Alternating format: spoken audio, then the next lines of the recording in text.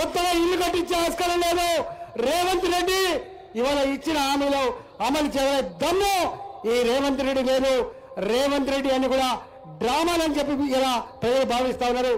ఆనాడు కేసీఆర్ ప్రభుత్వపు అహంకార పాలన మీద, ఆనాడు నియంత్రిత పోకళ్ళ మీద ఇవాళ విసుగు చెందిన ప్రజలు తాతరేస్తే దిమ్మ తిరిగిపోయింది కేసీఆర్ కు.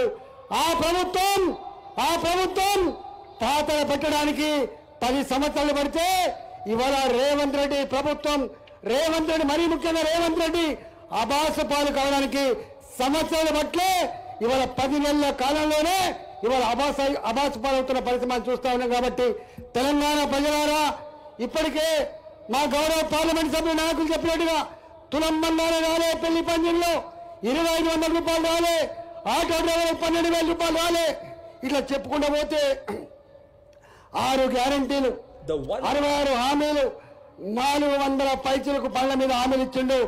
ఆనాడే మేము చెప్పినాం ఇది అమలేటి కాదు, ఇది మోసం మాత్రమని చెప్తే అర్థం కాలే.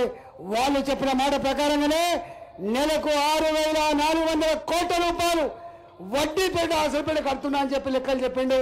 ఇవాళ ఆయన లెక్కల ప్రకారంగానే చిప్ప చేతికి ఇచ్చింది తప్ప, ఉత్త చిప్ప తప్ప ఏ ఒక్క హామీ కూడా అమలు చేయగల దమ్ము లేదు.